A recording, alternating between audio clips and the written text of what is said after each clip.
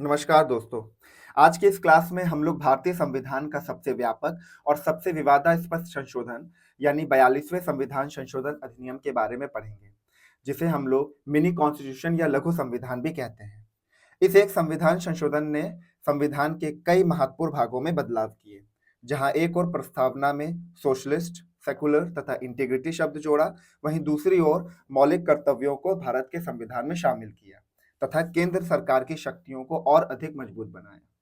यदि आप किसी भी प्रतियोगी परीक्षा की तैयारी कर रहे हैं तो इस वीडियो को अंत तक जरूर देखिए। आइए आसान भाषा में समझते हैं 42वें संविधान संशोधन अधिनियम 1976 को मिनी कॉन्स्टिट्यूशन क्यों कहा जाता है। मेरा नाम है अभिषेक और आप सभी देख रहे हैं गोल टू सक्सेस। चलिए शुरू करते हैं।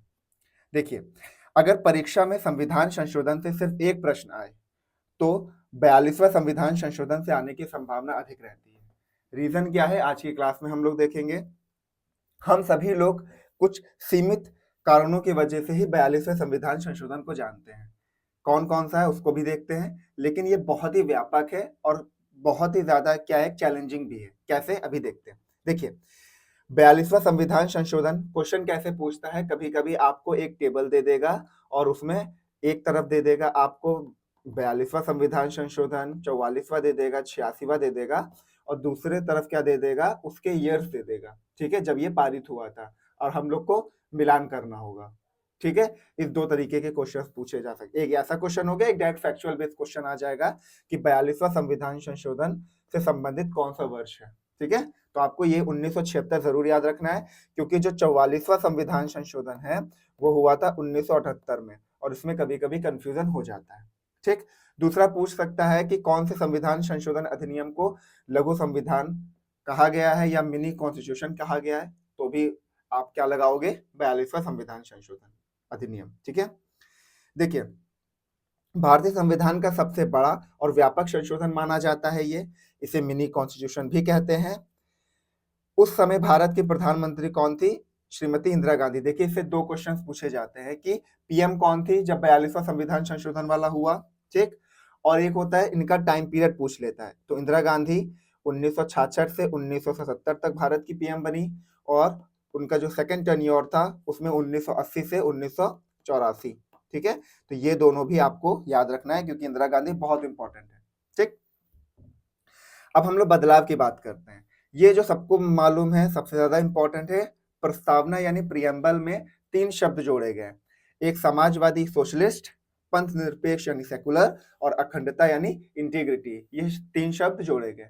अगर आपको ट्रिक से याद करनी है तो आप स्पा से याद कर सकते हो, S for Samajwadi, P for पंथ निरपेक्ष और ए फॉर अखंडता। ठीक है, तो ये तीन शब्द जोड़े गए कहां पर, प्रियम्बल में यानी प्रस्तावना में। ठीक, पहले अगर हम लोग बात करते हैं, पहले क्या था प्रस्तावना, ये सॉवरेन डेमोक्रेटिक रिपब्लिक था। बाद में 42वें संविधान संशोधन के बाद क्या हुआ, sovereign socialist secular democratic Republic हो गया। ठीक, सॉवरेन का मतलब क्या होता है, सार्वभौमिक यानी सार्वभौम हो जाएगा, आप सभी को पता ही होगा। ठीक है, और डेमोक्रेटिक तो लोकतांत्रिक होता ही है।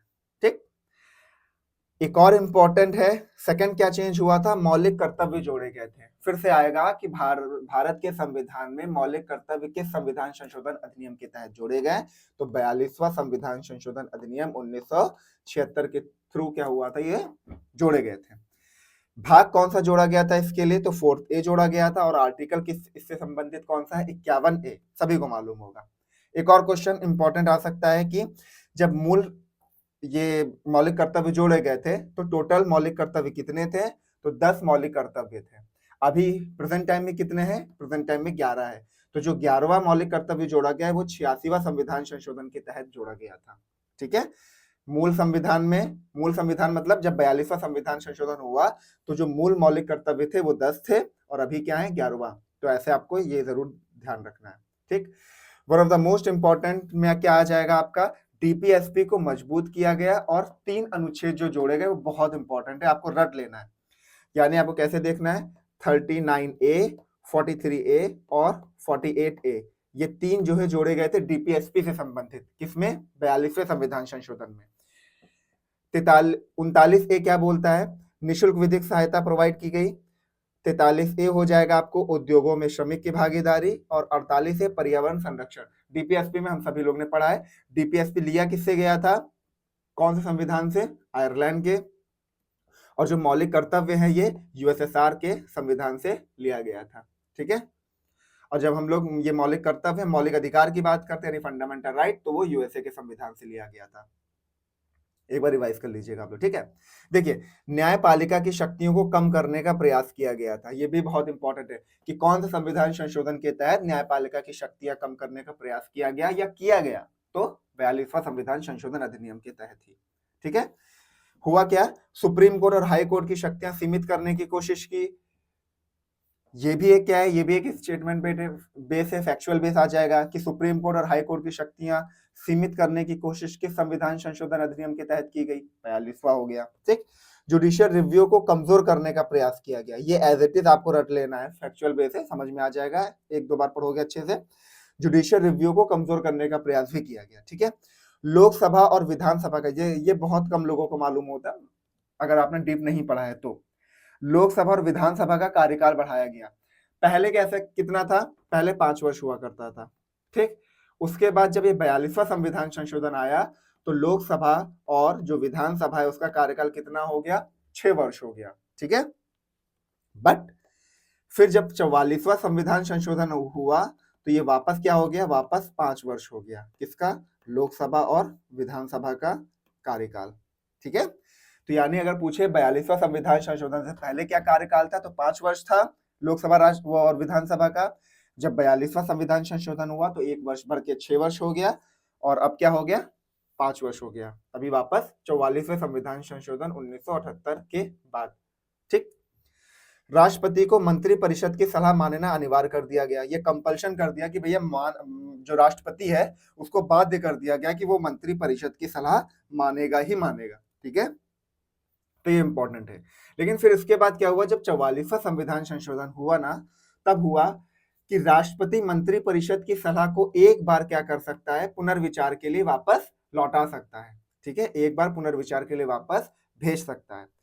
42वां संविधान संशोधन के तहत क्या हुआ था, मानना ही पड़ेगा, बाध्य है, वापस नहीं भेज सकता।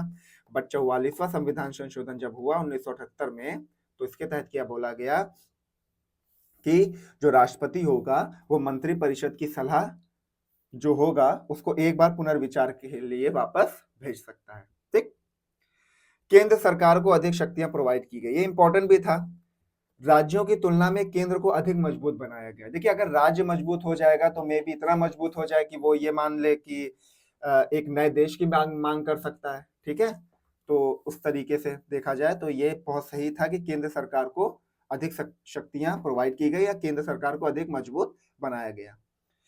एक और इंपॉर्टेंट है, प्रशासनिक न्यायाधिकरण बनाए गए। किस संविधान संशोधन के तहत प्रशासनिक न्यायाधिकरण बनाया गया, तो 42वां संविधान संशोधन के तहत। ठीक, संविधान में जिसके तहत भाग कौन सा जोड़ा गया, तो 14A जोड़ा गया। ठीक, 14A भाग जोड़ा गया, और जो उससे संबंधित 2 आर्टिकल्स हैं वो भी आपको याद रखना है, 323A और 323B। ठीक, तो इन पे इंपॉर्टेंट आपको कौन कौन सा है, डीपीएसपी वाला बहुत इंपॉर्टेंट है, उसको जरूर देख लीजिएगा। 39A हो जाएगा, 43A हो जाएगा और 48A हो जाएगा। ठीक, डायरेक्ट क्वेश्चन पूछा जाता है, डीपीएसपी बहुत इंपॉर्टेंट है। ठीक, कुछ विषय राज्य सूची से संवर्ती सूची में लाए गए। क्या है, ठीक है, कुछ विषय क्या हुआ, राज्य सूची से संवर्ती सूची में लाए गए। संवर्ती सूची से में मतलब होता है आपका राज्य, इस पे जो पर्टिकुलर जो विषय होंगे इस पे कानून कौन बना सकता है, राज्य भी बना सकता है और संघ भी बना सकता है, यानी यूनियन भी बना सकता है। ठीक है, केंद्र भी बना सकता है। वो कौन कौन से विषय थे, तो शिक्षा, वन, वन्य जीव संरक्षण और नापतोल, ये चारों विषय ऐसे हैं जिनको संवर्ती सूची में लाया जा चुका है। ठीक है, या जो संवर्ती सूची में अब आते हैं। ठीक, तो ये इंपॉर्टेंट है, इसको जरूर मार्क कर लीजिएगा। अब क्या है, संविधान संशोधन, ये देखिए, हाँ, संविधान संशोधन में संसद की शक्ति बढ़ी। ठीक है, ये वाला जो संविधान संशोधन हुआ था 42वें में, तो संसद की शक्ति यानी पार्लियामेंट की शक्ति बढ़ी। ठीक, तो कौन से संविधान संशोधन के तहत, 42वें संविधान संशोधन के तहत क्या हुआ, संसद की शक्ति बढ़ी, यानी संसद को संविधान संशोधन में अधिक शक्तियां देने की कोशिश की गई। ठीक, तो 42वां संविधान संशोधन में इतना ही है, और ये बहुत इंपॉर्टेंट है, कुछ पॉइंट इसमें है, जैसे हो गया राष्ट्रपति मंत्रिपरिषद की सलाह के मानने को बाध्य है, लोकसभा का कार्यकाल हो गया, जुडिशियल रिव्यू वाली बात हो गई, ये बहुत इंपॉर्टेंट है, डीपीएसपी के कौन से आर्टिकल जोड़े गए, ठीक है, डायरेक्ट क्वेश्चन पूछा जाता है। और ये फंडामेंटल ड्यूटी यानी मौलिक कर्तव्य है, ये इससे भी संबंधित डायरेक्ट क्वेश्चन पूछा जाता है। ठीक, तो होप आपको आज की क्लास पसंद आई हो। अगर आपको वीडियो अच्छी लगी हो तो वीडियो को मतलब लाइक जरूर करिएगा और चैनल को सब्सक्राइब जरूर करिएगा। Thank you so much.